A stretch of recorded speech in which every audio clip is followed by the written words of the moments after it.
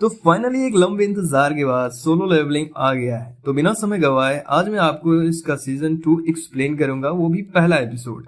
Starting में हमें दिखाया जाता है जिन्हू सो रहा है एंड उधर उसकी बहन जिन्हा का कॉल आता है। भाई क्या आप अभी भी सो रहे हो? हाँ, क्योंकि मुझे थकावट हो रही है। आपको याद है ना, आज आपको मेरे टीचर से मिलने आना है।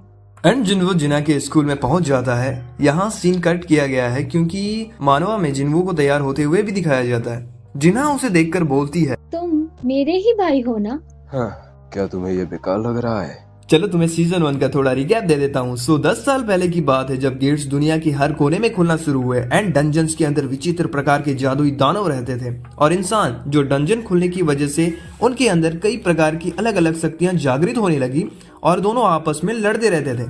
एंड यहाँ हमारा सन जिनवू जो पैसा कमाना चाहता है ताकि अपनी बीमार माँ का इलाज करा सके और छोटी बहन को पढ़ाने लायक खर्चा उठा पाए। उसने भी हंटिंग शुरू कर दी और उसकी रैंक दुनिया में सबसे कमजोर हंटर की रैंक मिली।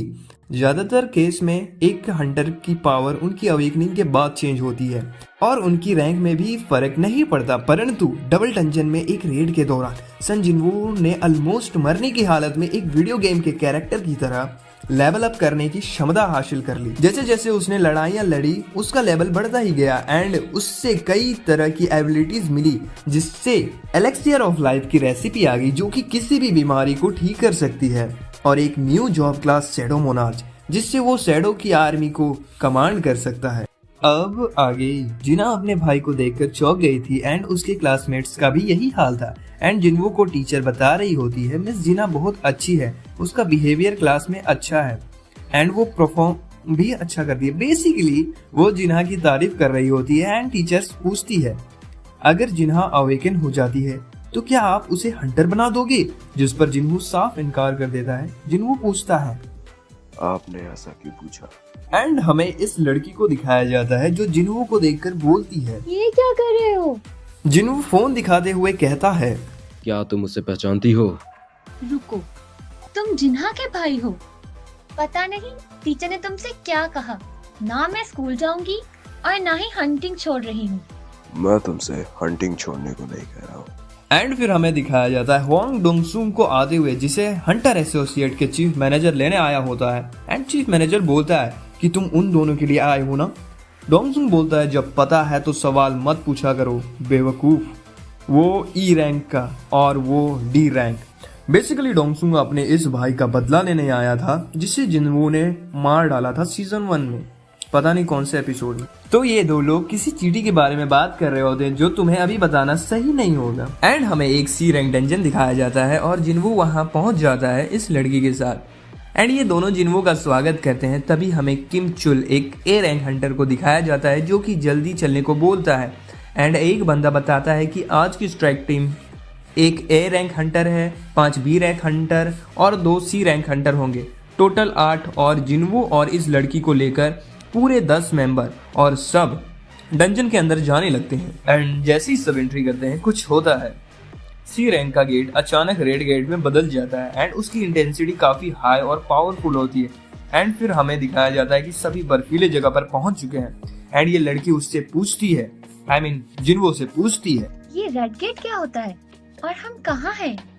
हम ऐसे डंजन में हैं जिसका बाहरी दुनिया से कोई संपर्क नहीं है। बॉस को मरना होगा वरना डंजन ब्रेक होने तक हम बाहर नहीं जा सकते और ना ही कोई बाहर से अंदर आ सकता है। एंड तभी दूर से तीर आ रहा होता है जिससे एक हंटर मार जाता है और एक जिन्वू पकड़ लेता है। तभी हमें आइस एल्व्स दिखाए जाते हैं। वो बहुत ऊपर है, लोगों ने ध्यान भी नहीं दिया होगा। ध्यान दो, हमारा दूसरी दुनिया से संपर्क टूट गया है, इसीलिए तुम लोग मेरी बात मानो और मैं सबको एक साथ लीड नहीं कर सकता, इसलिए हम 2 ग्रुप में बढ़ जाएंगे। और इसने सभी स्ट्रॉन्ग हंटर्स को अपने ग्रुप में ले लेता है और कमजोर को अलग कर देता है, पर ये लड़की जिन्वो की टीम को ज्वाइन कर लेती है एंड ये लोग आगे बढ़ने लगते हैं। तभी वहाँ आइस बियर्स आ जाते हैं। यहाँ तो चारों तरफ पंजों के निशान हैं, हमें दूसरे रास्ते से जाना चाहिए। बियर्स के इलाके में हमें सिर्फ बियर्स की चिंता करनी पड़ेगी। ये आइसल जैसी होशियार दुश्मन से लड़ने से बेहतर है। तो ठंड बहुत ज्यादा होती है तो जिन्वो उन्हें गर्म कपड़े देता है जिसे देखकर वो चौंक जाते हैं। आखिर इतने लो लेवल का हंटर ये सब कैसे कर पा रहा है। तो जिन्वो उनसे कहता है मुझसे ना कुछ पूछना, और ना कुछ मांगना। एंड तभी वहां आइस बियर्स आ जाते हैं एंड हमें रेड गेट के पास दिखाया जाता है कि व्हाइट टाइगर गिल्ड के कैप्टन आए होते हैं। तभी डोंगसुंग भी वहां आ जाता है पर वो भी रेड गेट के अंदर नहीं जा सकता था। तभी हमें दिखाया जाता है जिन्वो ने सारे बियर्स को मार दिया होता है और उसका लेवल अप भी हो चुका होता है एंड फिर सब खा रहे होते हैं। इतना खाना खाने के बाद भी वो एक्सरसाइज पे गया है। एंड सीन शिफ्ट होता है और ढेर सारे आइस बियर दिखाए जाते हैं और जिन्वो भी, और कहता है बाहर आओ। एंड हमें जिन्वो की शैडो आर्मी दिखाई जाती है एंड इग्रिस भी, जो कितना ज्यादा कूल लग रहा है यार। एंड जिन्वो उन्हें आदेश देता है और लड़ाई शुरू। शैडो आर्मी बियर्स को मार रहे होते हैं, बियर्स भी शैडो आर्मी को खत्म कर रहे होते हैं। हमें पता चलता है कि शैडो आर्मी मरने के बाद से फिर से जिंदा हो सकते हैं, पर इसमें जिन्वो का बहुत सारा माना लगता है। एंड तभी बॉस बियर आ जाता है एंड वो इतना गुस्सा होता है कि शैडोज आर्मी को खत्म करने लगता है एंड एक जोरदार रोर करता है जिससे सभी एक झटके में मिट जाते हैं। एंड जिन्वो के पास इतना माना भी नहीं बचता कि वो शैडोज आर्मी को वापस जिंदा कर सकता। अब मैं एक्सप्लेन करूंगा। फिर जिन्वो इंग्लिश को भेजता है। इंग्लिश एक तगड़ा वार करता है और एक ही झटके में बियर का सर धड़ से अलग कर देता है।